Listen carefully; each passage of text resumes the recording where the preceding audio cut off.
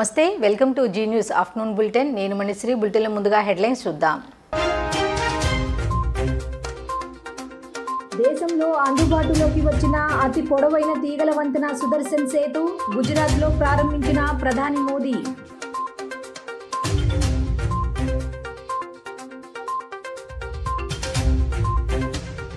జనసేనకు కేటాయించిన సీట్లపై మంత్రి అంబటి రాంబాబు సెటైర్లు మరోసారి కాపులను మోసం చేసేందుకు పవన్ కళ్యాణ్ పూనుకున్నారని విమర్శ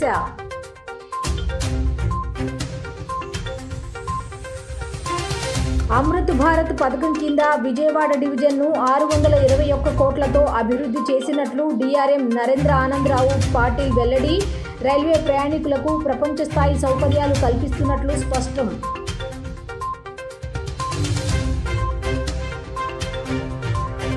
టీడీపీ మొదటి జాబితాతోనే వైసీపీకి ఓటమి భయం పట్టుకుందన్న టీడీపీ నేత బోండా ఉమా వైసీపీకి 175 నియోజకవర్గాల్లో అభ్యర్థులు కరువయ్యారని వ్యాఖ్య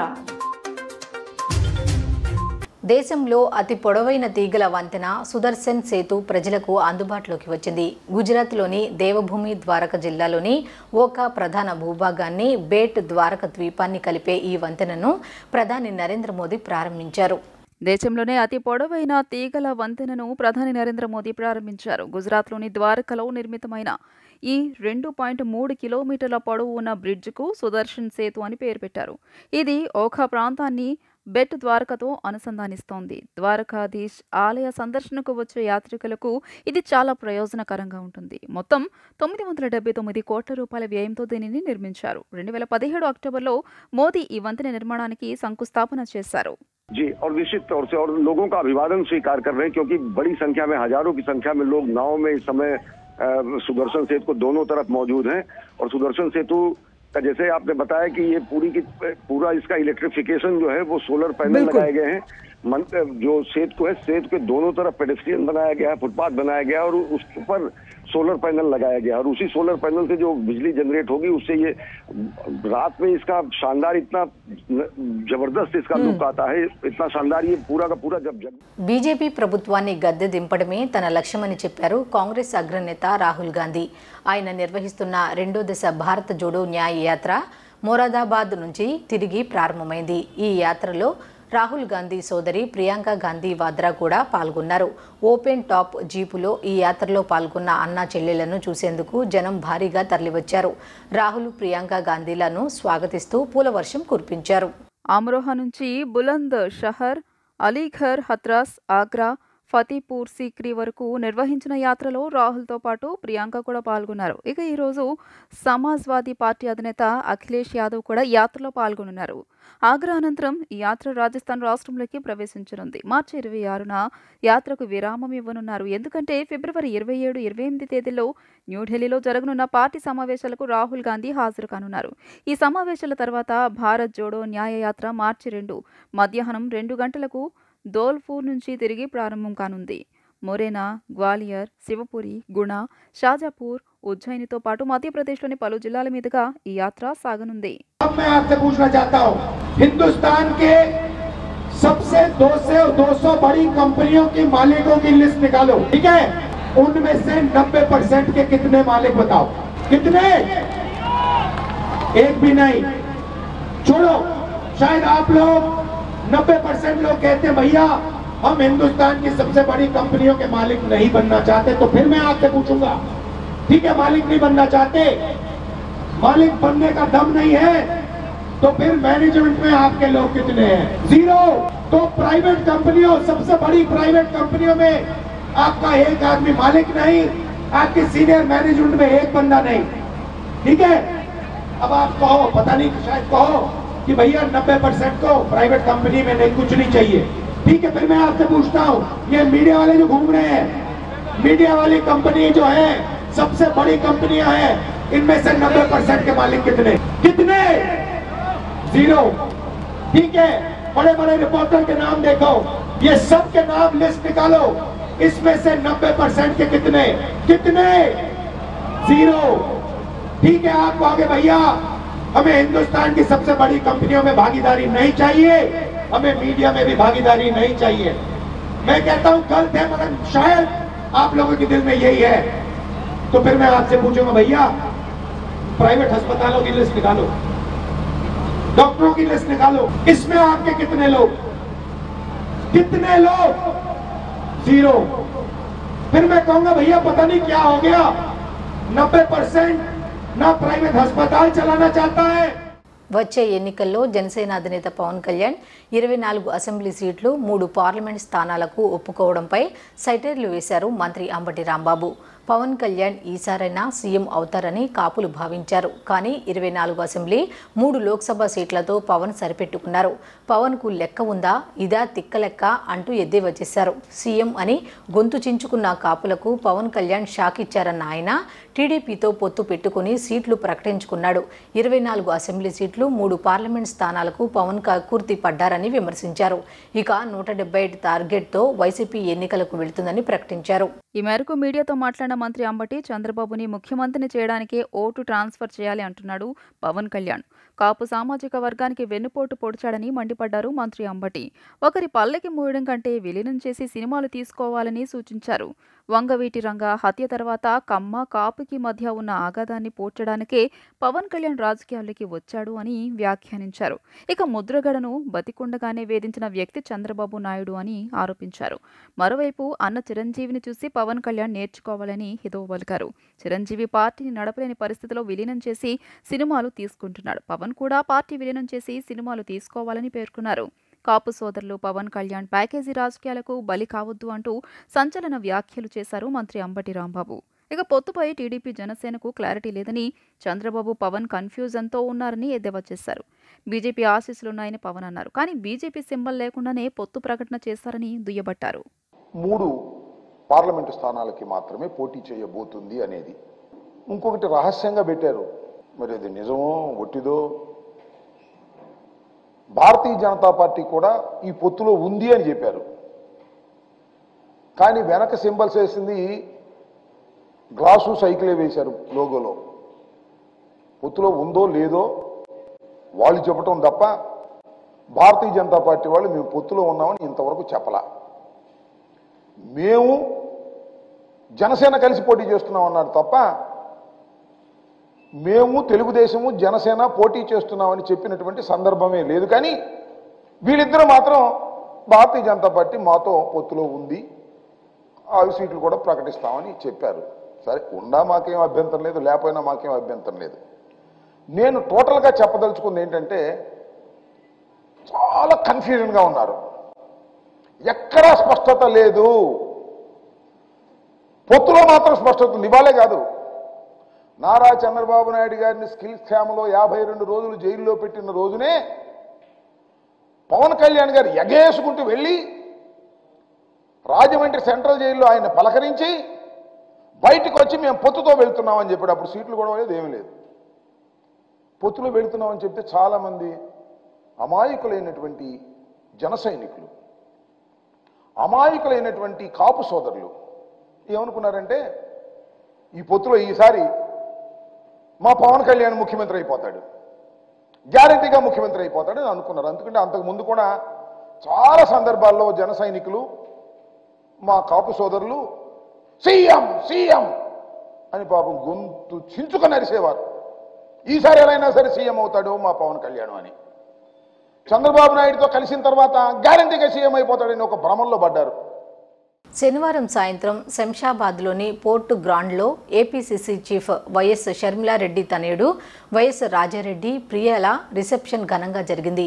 ఏఐసీసీ అధ్యక్షులు మల్లికార్జున ఖర్గే, తెలంగాణ ముఖ్యమంత్రి రేవంత్ రెడ్డి, ఏఐసీసీ ప్రధాన కార్యదర్శి కేసీ వేణుగోపాల్, కర్ణాటక ఉప ముఖ్యమంత్రి డీకే శివకుమార్, ఆంధ్రప్రదేశ్ కాంగ్రెస్ వ్యవహారాల ఇన్ఛార్జ్ మాణిక్యం ఠాకూర్, తెలంగాణ కాంగ్రెస్ ఇన్ఛార్జ్ దీపాదాస్ మున్షి, తెలంగాణ ఉప ముఖ్యమంత్రి భట్టి, మంత్రులు శ్రీధర్ బాబు, పొంగులేటి, పొన్నం, కోమటిరెడ్డి, జూపల్లి మరియు ఆంధ్రప్రదేశ్ కాంగ్రెస్ కమిటీ ముఖ్య నేతలు హాజరై నూతన వధూవరులను ఆశీర్వదించారు. టీడీపీ చరిత్రలో మొట్టమొదటిసారిగా ఒకేసారి 94 అభ్యర్థులను ప్రకటించడం జరిగిందని టీడీపీ రాష్ట్ర అధ్యక్షులు కింజరపు అచ్చెన్నాయుడు అన్నారు. నిన్న ప్రకటించిన అభ్యర్థుల లిస్టుకు ప్రత్యేకత ఉందన్నారు. ప్రస్తుతం పాలిస్తున్న వైసీపీ ప్రభుత్వం రాష్ట్రాన్ని అన్ని విధాలుగా సర్వనాశనం చేసిందని మండిపడ్డారు. ప్రధాన ప్రతిపక్ష నాయకుడు, రాజకీయాల్లో సుదీర్ఘ అనుభవం ఉన్న వ్యక్తి రాష్ట్రానికి ముఖ్యమంత్రి కావాల్సిన అవసరం ఉందని చెప్పారు. గత 6 నెలల నుండి అన్ని సర్వేలను నిర్వహించి అభ్యర్థులను ప్రకటించడం జరిగిందన్నారు. టెక్కలి నుండి అభ్యర్థిగా ఎన్నుకున్నందుకు పార్టీ పెద్దలకు ధన్యవాదాలు తెలిపారు. చాలా సంతోషం. తెలుగుదేశం పార్టీ హిస్టరీలో మొట్టమొదటిసారి 94 స్థానాలకి అభ్యర్థులకు ప్రకటించడం ఇది ఒక శుభ పరిణామం. ఇది ఒక ప్రత్యేకమైనటువంటి పరిస్థితి రాష్ట్రంలో ఉంది. ఎందుకు ఈ మాట అంటున్నానంటే, ఒక దుర్మార్గుడి రాష్ట్రాన్ని చిన్నాభిన్నం చేశాడు.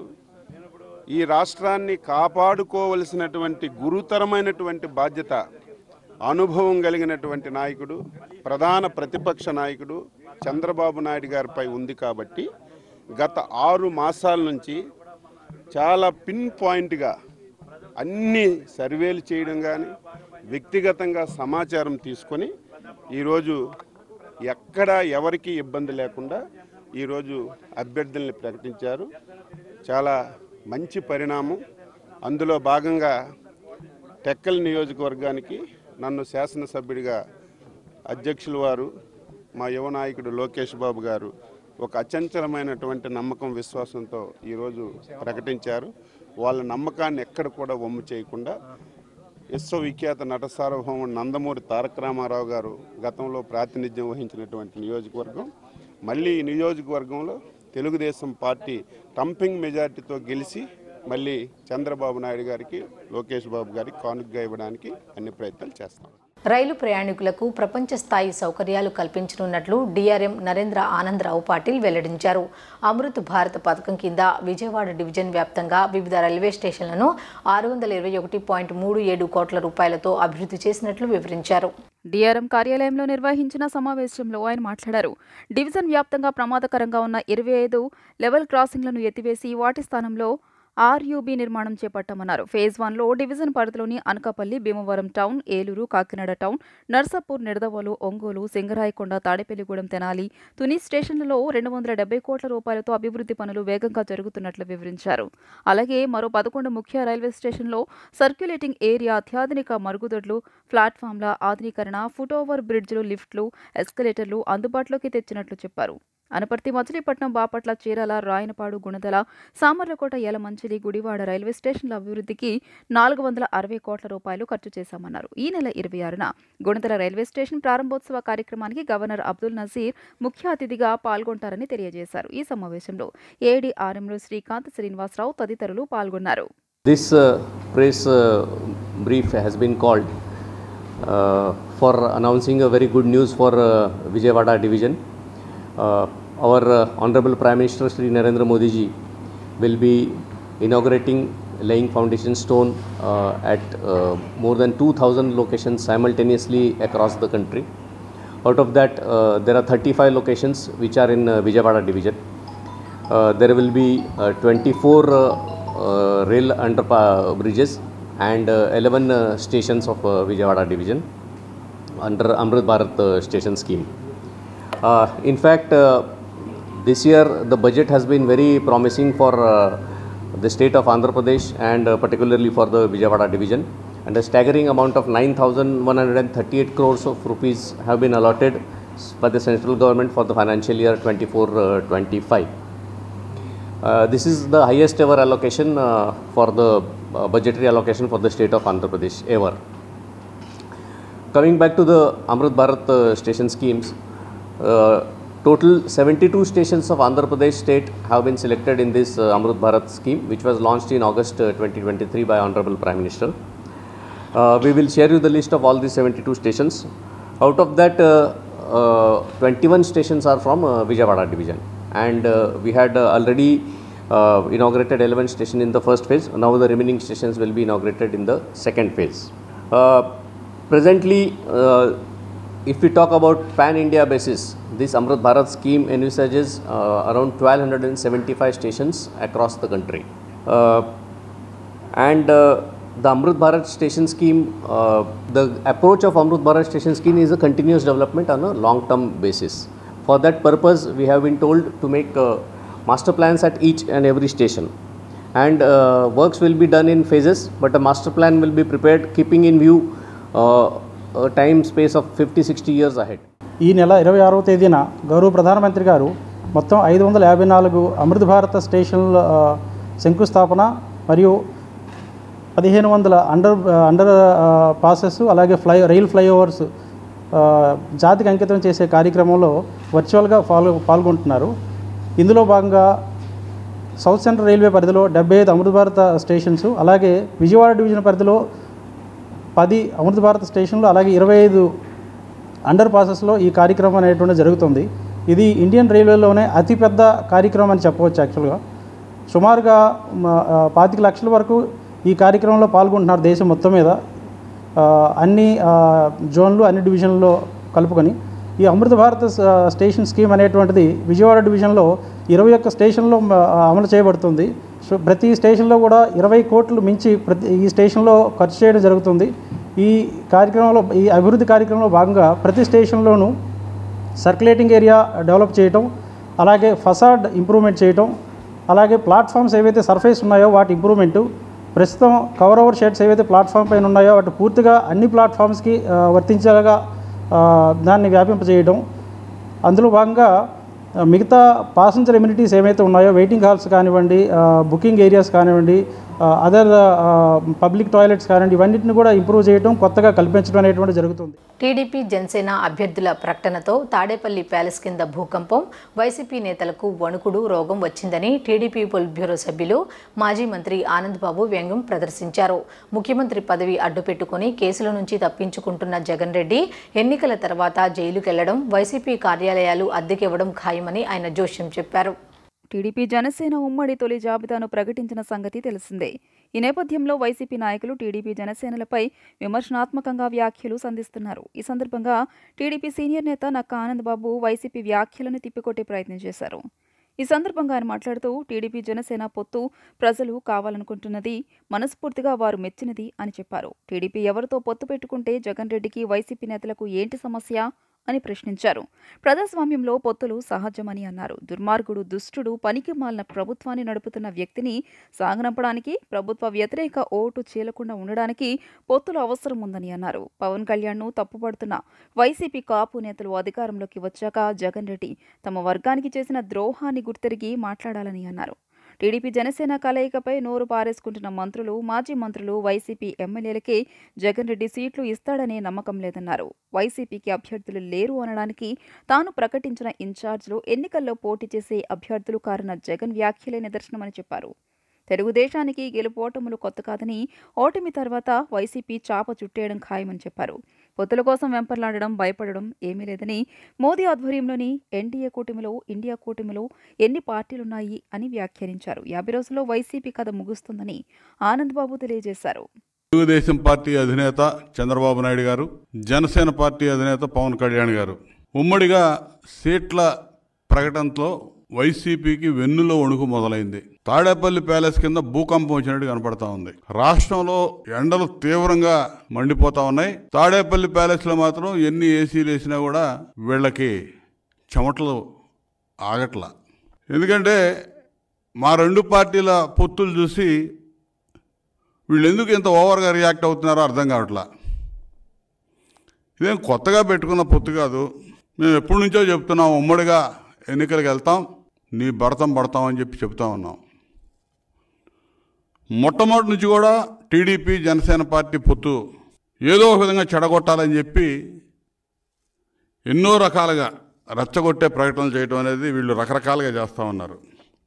నెలల తరబడి పుంకాలుగా చేస్తూ వచ్చారు. ఈరోజు కూడా మా పొత్తులో ఈ సీట్ల గురించి ప్రకటన చేసిన తర్వాత తాడేపల్లి ప్యాలెస్ నుంచి సద్దల పాడిన పాచిపాటే పాడాడు. మళ్ళా వరుస పెట్టి వచ్చారు ఒక్కొక్కడు. సద్దల, వైవి సుబ్బారెడ్డి, అంబటి రాంబాబు, రోజా, గంటకోడు, అరగంటకోడు వచ్చాడు. ఇదంతా కూడా చూస్తూ ఉంటే వీళ్ళు ఎంత భయపడిపోతా ఉన్నారో అర్థమవుతోంది. 175 సీట్లు వస్తాయని చెప్పి గొప్పలు పోతున్న వైసీపీ మా సీట్లు మా పొత్తులు చూసి ఎందుకు అడుగుతా ఉన్నారు మీరు? చంద్రబాబు పవన్ కళ్యాణ్ విడుదల చేసిన మొదటి జాబితాకే తాడేపల్లి ప్యాలెస్ కంపించిపోయిందని, ఇక తుది జాబితా విడుదలైతే మాత్రం వైసీపీ మైండ్ బ్లాక్ అవడం ఖాయమని టీడీపీ పొలిట్ బ్యూరో సభ్యులు బోండా ఉమామహేశ్వరరావు విమర్శించారు. టీడీపీ జనసేన 118 స్థానాలు ఒకేసారి ప్రకటించిందని, అంత సాఫీగా జరిగిందని, వైసీపీలా కుదుపులేమీ లేవన్నారు. 80 సీట్లు ప్రకటించడానికే వైసీపీ అల్లకల్లోలమైందని విమర్శించారు. ఆ పార్టీకి చెందిన ఎంతో మంది ఎంపీలు ఎమ్మెల్యేలు ఇప్పటికే జారిపోయారని, ఇక ముందుంది ముసళ్ల పండగ అని వ్యాఖ్యానించారు. టీడీపీ పొలిట్ బ్యూరో సభ్యులు బోండా ఉమామహేశ్వరరావు మొగల్రాజ్పురంలోని తన నివాసంలో విలేకరుల సమావేశం నిర్వహించారు. సమావేశంలో ఆయన మాట్లాడుతూ, ఓవైపు సొంత పార్టీ నేతలు వెళ్లిపోతుండడం, మరోవైపు టీడీపీ జనసేన బలమైన అభ్యర్థులను ప్రకటించడంతో జగన్ ఫ్రస్ట్రేషన్లో ఉన్నారని తెలియజేశారు. టీడీపీ జనసేన అభ్యర్థుల ప్రకటనతో వైసీపీ అగ్రనేతలకు ప్యాంట్లు తడిసాయని ఎద్దేవా చేశారు. ఈ కారణంగానే సజ్జల రామకృష్ణ తెర మీదకు వచ్చి అవాకులు చవాకులు పేలారని విమర్శించారు. పవన్ కళ్యాణ్ సీటును ప్రకటించలేదన్న సజ్జల రామకృష్ణారెడ్డి, జగన్ రెడ్డి ఏ సీటు నుంచి పోటీ చేస్తారో ఇంకా ఎందుకు ప్రకటించలేదో ముందు చెప్పాలని డిమాండ్ చేశారు. తమ పొత్తులు, తమ సీట్ల గురించి వైసీపీ నేతలు ఓవర్గా రియాక్ట్ అవుతున్నారంటే వారు భయపడుతున్నట్లే కదా అని అన్నారు. ఇప్పుడు ఎగిరెగిరి పడుతున్న అంబటి రాంబాబుకు అసలు సీటు ఉందో లేదో చెప్పాలన్నారు. ఆయన సీటుకే గ్యారెంటీ లేదు, మళ్ళీ టీడీపీ జనసేన పొత్తుపై మాట్లాడతారా అని బోండా ఉమా తనదైన శైలిలో విరుచుకుపడ్డారు. రాబోయే ఎన్నికల్లో టీడీపీ జనసేన కూటమి ఘన విజయం సాధించి జగన్ దోపిడీ పాలనకు, ప్రజా పీడనకు స్వస్తి పలకడం ఖాయమని బోండా ఉమా తెలియజేశారు. తెలుగుదేశం పార్టీ జాతీయ అధ్యక్షులు నారా చంద్రబాబు నాయుడు గారికి మరి సెంట్రల్ నియోజకవర్గం నుంచి మూడోసారి పోటీ చేసే అవకాశం కల్పించినటువంటి మా అధినేత చంద్రబాబు నాయుడు గారికి, అలాగే మా మిత్రపక్షమైన జనసేన అధ్యక్షులు పవన్ కళ్యాణ్ గారికి హృదయపూర్వక కృతజ్ఞతలు తెలియజేస్తా ఉన్నాం. 175 స్థానాల్లో వైనాట్ 175 అన్న జగన్మోహన్ రెడ్డి 175 అభ్యర్థుల పేర్లు చెప్పలేని స్థితికి ఎలక్షన్ 50 రోజుల ముందుగానే ఓటమిని అంగీకరించి పారిపోవడానికి సిద్ధపడ్డాడు. ఓటమిని మొన్నే ఒప్పుకున్నాడు. ఇండియా టుడే కాంక్లేవ్ లో ఆ రోజున తిరుపతిలో ఇచ్చినటువంటి ఇంటర్వ్యూలో నేను ఆనందంగా ఇంటికి వెళ్ళిపోవడానికి సిద్ధంగా ఉన్నానని ఆ రోజే ఒప్పుకున్నాడు. ఈ రోజు జనసేన తెలుగుదేశం పార్టీ తొలి లిస్టుకే వాళ్ళకి గుండెలు జారిపోయినాయి. అధికార పక్షంలో టికెట్ ఇస్తా ఉన్న పోటీ చేసే అభ్యర్థి దొరకట్లా. ఇవాళ మొన్నటిదాకా ఎంపీ ఒకళ్ళు అన్నారు, ఆ ఎంపీ పారిపోయాడు. మళ్ళా ఇంకొక అభ్యర్థిని ఎతకని అంటున్నారు. మళ్ళా ఇవాళ ఎమ్మెల్యే అని చెప్పారు చాలా చోట్ల, ఇతనే ఇన్ఛార్జ్ అన్నారు, ఆ ఇన్ఛార్జ్ పారిపోయాడు. ఇవాళ వైఎస్ఆర్ కాంగ్రెస్ పార్టీకి 175 సీట్లలో పోటీ చేసే అభ్యర్థులు మీకు ఉన్నారా? జగన్ రెడ్డి నోరు విప్పు, నీ దగ్గర ఉంటే మీడియాకు నీ 175 పేర్లు, 25 ఎంపీలు, వైనాట్ 175 కోతలు కోసావు కాబట్టి కనీసం పోటీ చేసే అభ్యర్థులుంటే 50 రోజుల ముందు నిన్ను బోండా ఉమా అడుగుతున్నాడు, నిన్ను నీ అభ్యర్థుల లిస్టు మీడియాకు ఇవ్వమని, పబ్లిక్ గా అనౌన్స్ చేయమని. నీ దగ్గర దురదృష్టం ఏంటంటే సొంత వాళ్లే నిన్ను నమ్మట్లేదు. ఎన్టీఆర్ జిల్లా దస్తావేజు లేఖర్ల వృత్తి పరిరక్షణ సమితి నూతన అధ్యక్షుడిగా పైలా సతీష్ ప్రమాణ స్వీకారం చేశారు. దస్తావేజు లేఖర్లు నూతన అసోసియేషన్ ఏర్పాటు చేసుకుని ఐకమత్యంగా ముందుకు వచ్చి కార్యవర్గాన్ని ఏకగ్రీవంగా ఎన్నుకోవడం శుభపరిణామమని దస్తావేజు లేఖర్ల వృత్తి పరిరక్షణ సమితి రాష్ట్ర అధ్యక్షులు తుమ్మలపల్లి హరికృష్ణ ప్రశంసించారు. దస్తావేజు లేఖర్లు ఎదుర్కొంటున్న సమస్యలను ప్రభుత్వం దృష్టికి తీసుకువెళ్లి సమస్యలు పరిష్కారం అయ్యేలా చూస్తానని హామీ ఇచ్చారు. ఎన్టీఆర్ జిల్లా దస్తావేజు విలేకరుల వృత్తి పరిరక్షణ సమితి నూతన అధ్యక్షుడిగా పైలా సతీష్ ప్రమాణ స్వీకారం చేశారు. విజయవాడ గాంధీనగర్లోని ఓ ఫంక్షన్ హాల్ నందు జరిగిన నూతన కార్యవర్గ ప్రమాణ స్వీకారం కార్యక్రమం ఘనంగా జరిగింది. ఈ కార్యక్రమానికి ముఖ్య అతిథులుగా దస్తావేజు లేఖర్ల వృత్తి పరిరక్షణ సమితి రాష్ట్ర అధ్యక్షులు తుమ్మలపల్లి హరికృష్ణ, ప్రధాన కార్యదర్శి గుంటి వేణుగోపాల్, విశిష్ట అతిథులుగా రాష్ట్ర ఉపాధ్యక్షులు నేరెళ్ల జ్ఞాన సత్య వెంకటనారాయణ, కోశాధికారి శ్రీ చింతకాయల నాగ సత్యనారాయణ మూర్తి హాజరై నూతన కార్యవర్గంతో ప్రమాణ స్వీకారం చేయించారు. అనంతరం రాష్ట్ర అధ్యక్షులు తుమ్మలపల్లి హరికృష్ణ మాట్లాడుతూ ఎన్టీఆర్ జిల్లా దస్తావేజు లేఖర్లు నూతన అసోసియేషన్ ఏర్పాటు చేసుకుని ఐకమత్యంగా ముందుకు వచ్చి కార్యవర్గాన్ని ఏకగ్రీవంగా ఎన్నుకోవడం శుభపరిణామమన్నారు. దస్తావేజు లేఖర్లు మరియు సహాయకుల, స్టాంపు వెండర్ల, డీటీపీ ఆపరేటర్ల సమస్యలను చర్చించి పబ్లిక్ డేటా ఎంట్రీ సందర్భంగా వీరు ఎదుర్కొంటున్న ఇబ్బందులను ప్రభుత్వం దృష్టికి తీసుకువెళ్లి సమస్యలు పరిష్కారమయ్యేలా చూస్తానని హామీ ఇచ్చారు.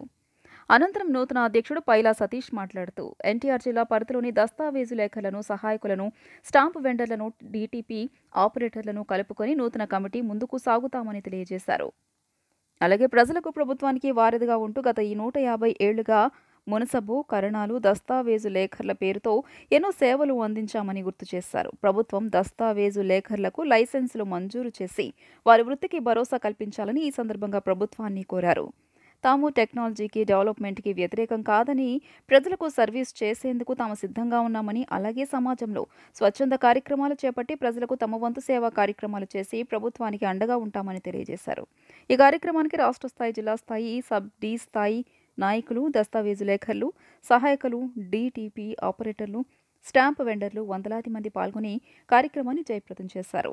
మా ఎన్టీఆర్ జిల్లాకి దస్తావేజు లేఖర్ల వృత్తి పరిరక్షణ సమితి తరపున నూతన కార్యవర్గ కమిటీని ఏకగ్రీవంగా ఇక్కడ ఎన్నుకోవడం జరిగింది. మా రాష్ట్ర అధ్యక్షులు శ్రీ తుమ్మలపల్లి హరికృష్ణ గారు, అలాగే ప్రధాన కార్యదర్శి శ్రీ గుంటి వేణుగోపాల్ గారు, ఉపాధ్యక్షులు శ్రీ ఎన్జీఎస్వి నారాయణ గారు, కోశాధికారి శ్రీ చింతకాయల నాగసత్యనారాయణమూర్తి గారి సమక్షంలో రాష్ట్ర ఎన్టీఆర్ జిల్లాలో ఉన్నటువంటి వందలాది మంది దస్తావేజు లేఖర్లు ఈరోజు ఈ సమావేశానికి హాజరయ్యారు.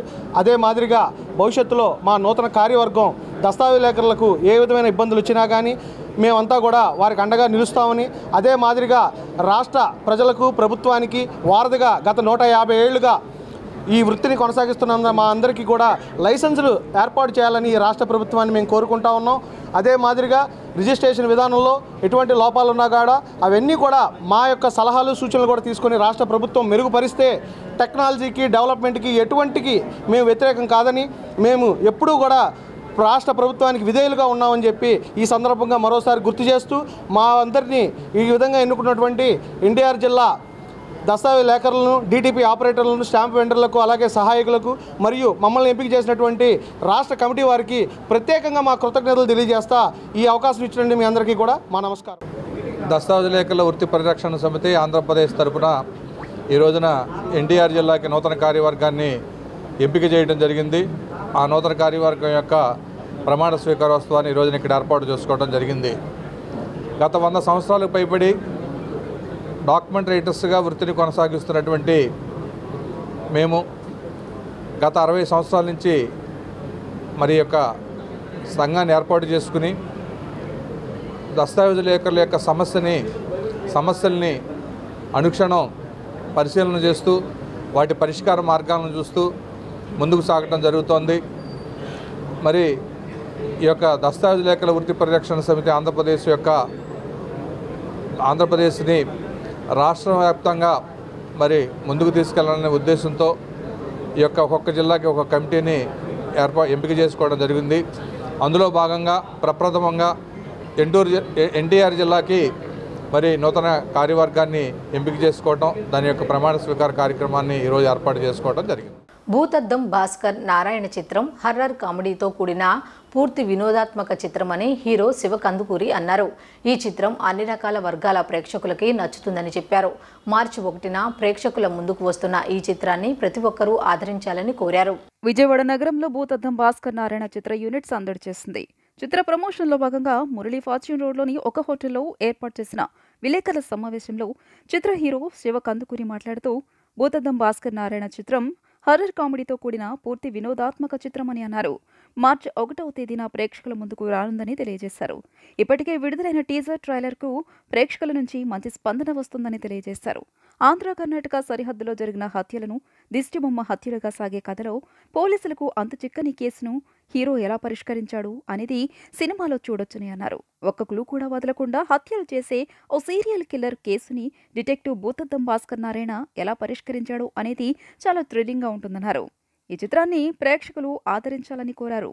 అనంతరం హీరోయిన్ రాశి సింగ్ మాట్లాడుతూ, విజయవాడ నగరం నుంచి తమ చిత్రం ప్రమోషన్ కార్యక్రమం ప్రారంభించడం ఎంతో సంతోషంగా ఉందన్నారు. దుర్గమ్మ దర్శనంతో తమ చిత్ర ప్రమోషన్ ప్రారంభమైందని, రాష్ట్రంలోని పలు ప్రాంతాల్లో ప్రమోషన్ కార్యక్రమం నిర్వహించనున్నామని తెలియజేశారు. చిన్న చిత్రాలను ప్రేక్షకులు ఆదరించాలని ఆమె కోరారు. తదనంతరం కమెడియన్ అరుణ్ కుమార్ మాట్లాడుతూ, క్రైమ్ కామెడీ ఎంటర్టైన్మెంట్గా సాగే ఈ చిత్రంలో తన క్యారెక్టర్ ప్రేక్షకులను ఎంతగానో కడుపుబ్బా నవ్విస్తోందన్నారు. విలేకరుల సమావేశంలో శశిధర్, కార్తిక్, నిర్మాతలు పాల్గొన్నారు. మేము భూతద్దం భాస్కర్ నారాయణ అనే సినిమాతో మీ ముందుకి 1 మార్చి నాడు థియేటర్స్లో రాబోతున్నాము. సో దాని సందర్భంగా ఆ సినిమాని ప్రమోట్ చేయడానికి అండ్ విజయవాడలో ఉన్న మీ అందరినీ కలుసుకోవడానికి వాళ్ళ విజయవాడ రావడం జరిగింది. ఫస్ట్ డే అమ్మవారి బ్లెస్సింగ్స్తో స్టార్ట్ చేసాం మా డే. చాలా చాలా గొప్ప అనుభూతి అండి. ఎప్పుడు విజయవాడకు వచ్చినా, ఎప్పుడు అమ్మవారిని దర్శించుకున్న ఆ పాజిటివ్ ఫీల్ అనేది మాతో మేము ఎప్పుడు క్యారీ చేస్తాము. అండ్ పర్టికులర్గా విజయవాడ గురించి చెప్పాలంటే నాకు చాలా ఒక ప్రత్యేకమైన అనుబంధం ఉందండి ఈ ప్లేస్తో. నా ప్రతి సినిమాకి సంబంధించి ఏదో ఒక ఈవెంట్ కానీ, ఏదో ఒక లాంచ్ కానీ ఇక్కడ స్టూడెంట్స్తో పాటు ఇక్కడ విజయవాడ అనే టౌన్లో ఏదో ఒక ఈవెంట్ చేశాము. అండ్ ప్రతి ఒక్కసారి మమ్మల్ని ఎంతో బాగా ఆదరించారండి. చాలా ప్రేమతో చూసుకున్నారు. అండ్ ఇక్కడ మనుషులంటే కూడా మాకు చాలా చాలా ఇష్టం. మమ్మల్ని ఎప్పుడు చాలా బ్లెస్ చేశారు అండ్ చాలా సపోర్ట్ చేశారండి. ఇక్కడ మేము రిలీజ్ చేసిన ప్రతి ఒక్క సాంగ్ కానివ్వండి, ప్రతి ఒక్క ట్రైలర్ కానివ్వండి, చాలా మంచి రీచ్ అండ్ మంచి రెస్పాన్స్ వచ్చింది. సో ఇది ఒక చాలా లక్కీ డెస్టినేషన్గా అనుకుంటున్నాము. ఈ సినిమాకి సంబంధించి ఫస్ట్ సాంగ్ డప్పు కొట్టి చెప్పుకున్నాను అనురాగ్ కుల్కర్ణి గారు పాడిన సాంగ్ కూడా ఇక్కడ విజయవాడలోనే విజయవాడలోనే చేశాము. అండ్ చాలా చాలా మంచి రెస్పాన్స్ వచ్చింది. సో అప్పుడు మాకు అనిపించింది డెఫినెట్గా రిలీజ్ ముందు విజయవాడకు వచ్చి మీ అందరి బ్లెస్సింగ్స్, మీ అందరి సపోర్ట్ మేము తీసుకోవాలని అనిపించింది. నేను ఇక్కడ ఐ థింక్ ఇది నా 4th టైం విజయవాడకి. whenever I came, I received a lot of love, a lot of respect and support ikkada Vijayawada. Ee roju kuda manam temple nunchi start chesam. So we have already taken the blessings of the city and blessings of Amma garu. And last time kuda Shiva garu chepparu mana song ikkada release ayindi and a song ki చాలా మంచి response కూడా వచ్చింది. A lot of people made reels also and always got support in this city. And ఈరోజు కూడా మీ అందరూ ఇక్కడ వచ్చారు. So thank you so much for coming and supporting us. And trailer release అయింది రీసెంట్గా, ఒక సాంగ్ శివుడు సాంగ్ కూడా రిలీజ్ అయింది. చాలా సపోర్ట్ ఇచ్చారు, చాలా వ్యూస్ వచ్చింది. And so we are very thankful for that. మన ఫిల్మ్ భూతద్దం భాస్కర్ నారాయణ 1st మార్చ్కి థియేటర్స్లో రిలీజ్ అవుతుంది. And it's a unique film. It's a thriller, suspense with all the elements, love, romance, emotions with dad, mom, sister. Anni unnai mana movie lo. Mythology fact kuda undi. So it's best if you watch it in the theaters. Background song is also like adri poindi. Manam Sricharan Paklagaru did really good job. So Bhutaddam Bhaskar Narayana cinema vastundi March 1st roju. So ee roju Vijayawada vacham anamata. So ee roju morning Vijayawadaku vachamu. Food chala baagundi, manchulu chala baagunnaru. Ambience అంతా బాగుంది, ఎండలు ఇంకా బాగున్నాయి, మా cinema కూడా చాలా బాగుంటుంది. March 1st రోజు వచ్చేయండి. వార్తలు ముగించే ముందు హెడ్లైన్స్ మరొకసారి చూద్దాం. దేశంలో అందుబాటులోకి వచ్చిన అతి పొడవైన తీగల వంతెన సుదర్శన్ సేతు గుజరాత్లో ప్రారంభించిన ప్రధాని మోదీ.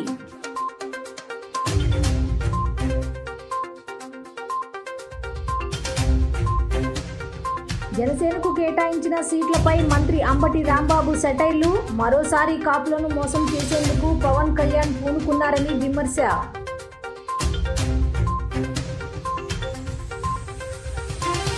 అమృత్ భారత్ పథకం కింద విజయవాడ డివిజన్ను 621 కోట్లతో అభివృద్ధి చేసినట్లు డిఆర్ఎం నరేంద్ర ఆనందరావు పాటిల్ వెల్లడి. రైల్వే ప్రయాణికులకు ప్రపంచ స్థాయి సౌకర్యాలు కల్పిస్తున్నట్లు స్పష్టం.